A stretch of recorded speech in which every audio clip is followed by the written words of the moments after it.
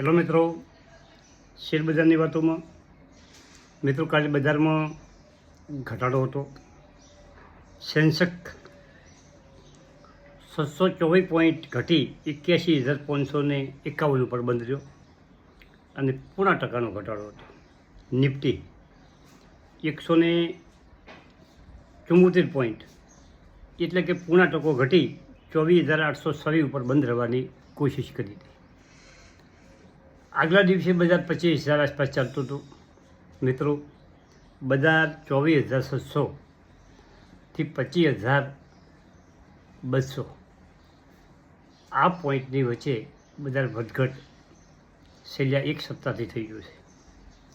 બજારમાં કોઈ સારા સમાચાર આવે તો બજાર થોડુંક વધે છે અને વળી પાછું બજાર ઘટે છે. કાલે બેંક નિફ્ટીમાં 219 પોઈન્ટ ઘટી અને 55,332. પરંતુ મિડ કેપ અને સ્મોલ કેપમાં ઘણો વધારો નહોતો, પરંતુ ખૂબ ઘટાડો પણ નહોતો. 87 પોઈન્ટ વધી 57,154 ઉપર બંધ રહ્યો. NSE ઉપરના શેરોમાં 1,205 શેર વધતા હતા અને 1,329 શેરમાં ઘટાડો હતો.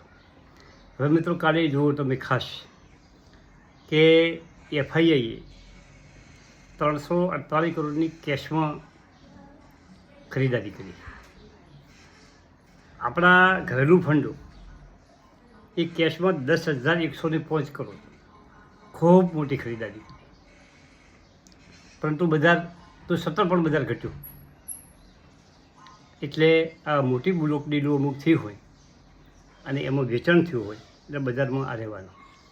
હવે આપણે બે કંપનીઓની વાત કરવાની છે અને આ બંને કંપનીઓમાં ખાસ વિશેષતા એ છે કે કંપનીઓ એમના જડ મજબૂત કરી રહી છે. પહેલી કંપની છે એપોલો માઇક્રો સિસ્ટમ.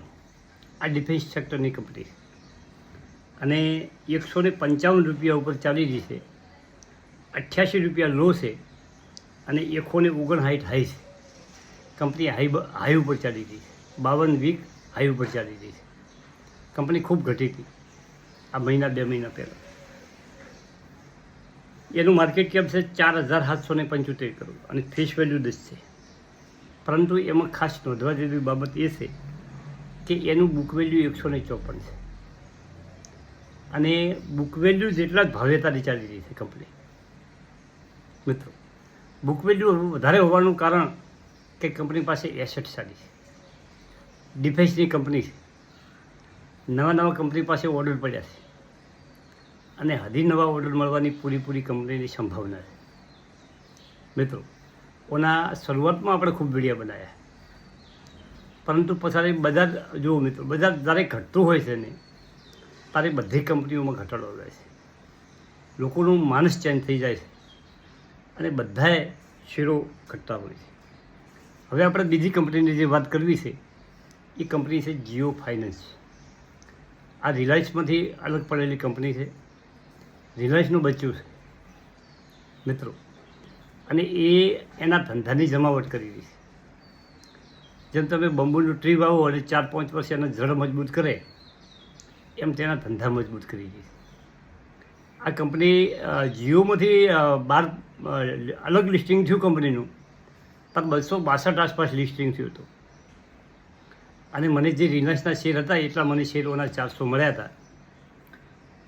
એના પછી કંપની ઘટી હતી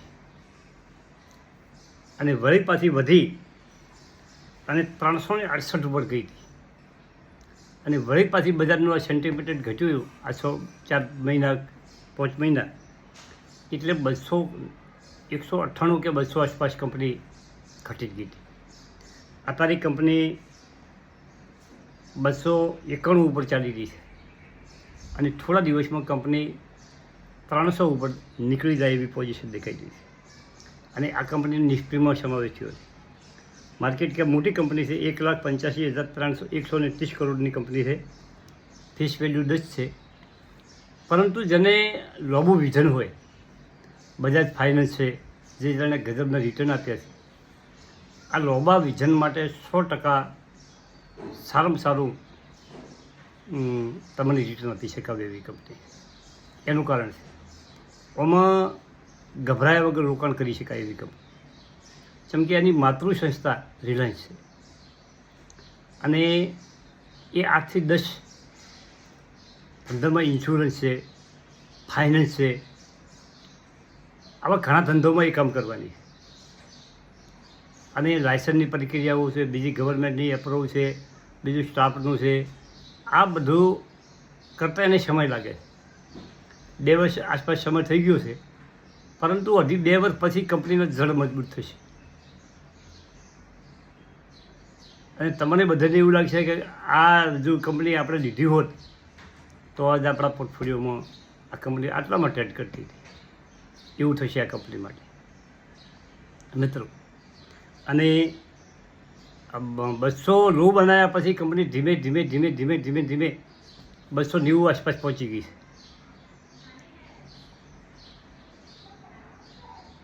બજારની સેન્ટિમેન્ટ બગડે તો કદાચ ઘટે ખરી, વધઘટ બજારમાં રહેવાનું, પણ કંપની જડ મજબૂત કરી રહી છે, એના બિઝનેસ મજબૂત કરી રહી છે.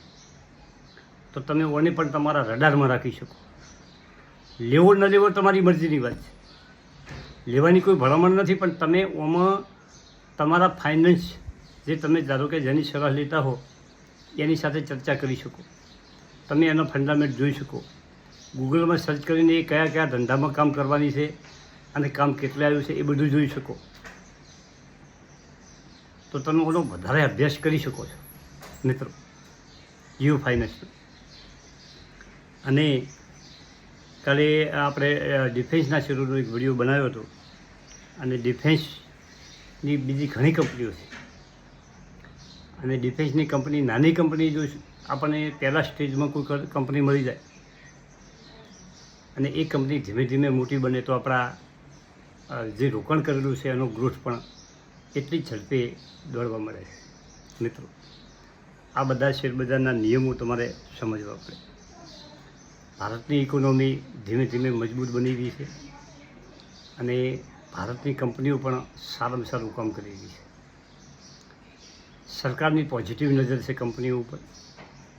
દેશમાં મોટા ઉદ્યોગો આવે, સારું કામ કરે, નિકાસની વેગ મળે, એવી કંપનીઓ પણ કામ સારું કરી રહી છે. અને આ બધું તમે નજર સામે રાખી અને રોકાણમાં તમારે આગળ વધવું જોઈએ મિત્રો. હવે પાવર સેક્ટરની કંપનીઓ સારામાં સારું રિટર્ન બનાવી શકે. પાવરની કાયમ ખપત રહેવાની છે. આજે એક સેક્ટર ફોકસમાં હોય તો એ સેક્ટરના શેરો ચાલતા હોય, કાલે બીજું સેક્ટર ફોકસમાં આવે કોઈ સમાચારને લીધે. અને બધી કંપનીઓને ગવર્મેન્ટ પોલિસી ચેન્જ થાય એટલે કંપનીઓની અસર થતી હોય. આપણી પોલિસી ચેન્જ થાય તોય અસર થાય. વિશ્વમાં જો આપણે નિકાસ કરવાના છે, આપણી કંપની વિશ્વ સાથે જશે, જેની સાથે સંકળાયેલી છે, એ દેશની પોલિસી ચેન્જ થાય તો પણ આપણને અસર થવાની છે